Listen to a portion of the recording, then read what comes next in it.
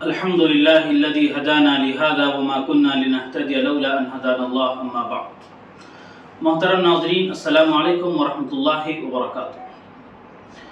پچھلی جو قسط تھی ہماری وہ نبوت کا آغاز تھا اور وحی کی ابتدا تھی کہ نبی اکرم صلی اللہ علیہ وسلم پر پہلی وحی کیا نازل ہوئی، وہ بات آپ حضرات کی خدمت میں آئی. اب ہم ڈسکس کریں گے کہ وحی کے نازل ہونے کے بعد نبی اکرم صلی اللہ علیہ وسلم پر جو کیفیت طاری ہوئی وہ کیا تھی.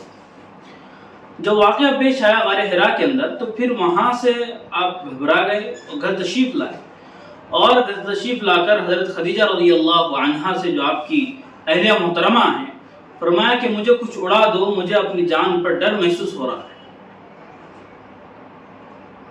زملونی زملونی انی خشیت علی نفسی، مجھے کچھ اڑاؤ، میں اپنی جان کا خطرہ محسوس کر رہا ہوں. یہ جملہ آپ نے کہا. اور حضرت خدیجہ رضی اللہ عنہا یہ نہایت ہی سنجیدہ خاتون تھی، اور فرشتوں انبیاء کے تعلق سے یہ کچھ باتیں جانتی تھی. اس کی وجہ یہ تھی کہ ان کے ایک چچزاد بھائی تھے ورقہ بن نوفل. وہ چونکہ نصرانی تھے، ان کے پاس آسمانی کتابوں کا علم تھا، وہ جانتے تھے، اور حضرت خدیجہ رضی اللہ عنہا ان کے پاس جایا کرتی تھی، یہ باتیں سنا کرتی تھی، تو وہ ان کو پتا تھا کہ انبیاء کا کیا مسئلہ ہے اور فرشتوں کا. تو جب اس طرح کی سچویشن وہاں پر حالت پیش آئی نبی اکرم صلی اللہ علیہ وسلم کے ساتھ، تو ایک حد تک یہ سمجھ گئی کہ کچھ بڑا یہاں پر ہونے والا ہے، کچھ بڑی چیز سے میرے شوہر کو نوازا جائے گا. تو انہوں نے سب سے پہلے تو کام یہ کیا کہ نبی اکرم صلی اللہ علیہ وسلم کو نہایت ہی تسلی بھرے جملے کے تسلی دی. وہ 5 جملے ہیں حدیث کی کتابوں کے اندر ہمیں ملتے ہیں، 5 باتیں بیان فرمائیں. واللہ ما یخزیک اللہ ابدا، سب سے پہلے تو کہا اے میرے خاوند، آپ کو اللہ ہرگز ضائع کر ہی نہیں سکتا. کیوں؟ انک لتصل الرحم.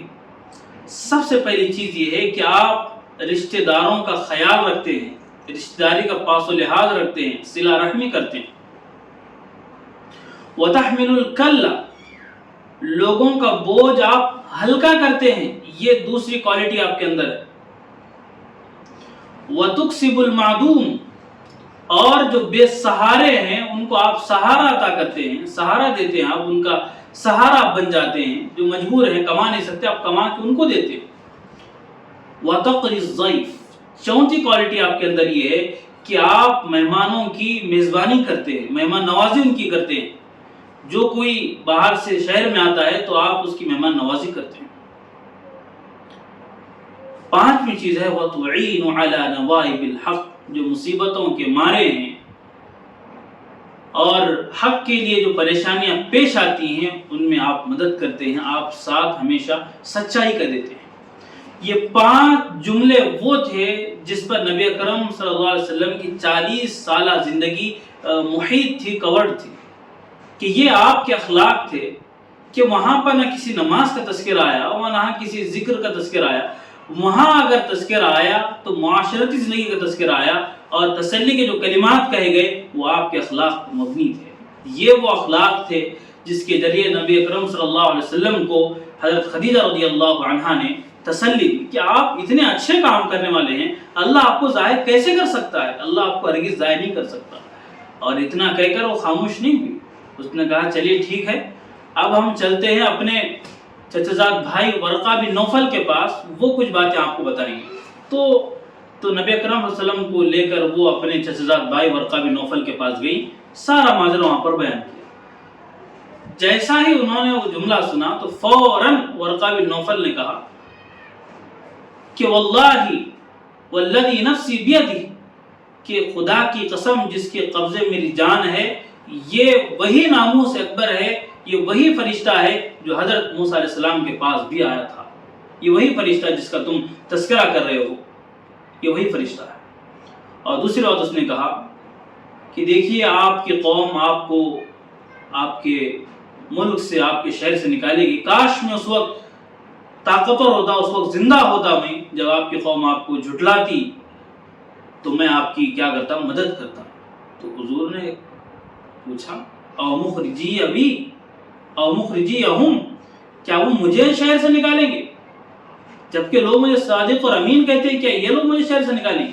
ورقہ بن نوفل نے کہا جی ہاں، جب کبھی بھی جس نے بھی اللہ کی دعوت کے ساتھ یہ سلسلہ شروع کیا، دعوت کا کام شروع کیا، لوگوں کو تبلیغ شروع کیا، تو اس وقت لوگ وقتی طور پر اس کے دشمن ضرور ہوئے ہیں، اس کو تکلیف دیتے ہیں، یہ بھی آپ کے ساتھ ہوگا۔ کاش میں اس وقت زندہ ہوتا جب آپ کے ساتھ ہوتا تو میں آپ کی مدد کرتا۔ تو اسی کے چند دنوں کے بعد ورقہ بن نوفل اس دنیا سے چلے گئے۔ یہ وہ کیفیت تھی جو نبی اکرم صلی اللہ علیہ وسلم پر پہلی وحی کے بعد اتری تھی، وحی کے بعد آئی تھی۔ تو اس میں جو 5 جملے حضرت خدیجہ رضی اللہ عنہا کے ہیں وہ بڑے اہم ہیں۔ اس کو انشاءاللہ ہم اگلے ایپیسوڈ میں اس کے تعلق سے بات کریں گے کہ اس کی کیا اہمیت ہے، کس قدر اہم وہ جملے ہیں، اس پر انشاءاللہ بات ہوگی۔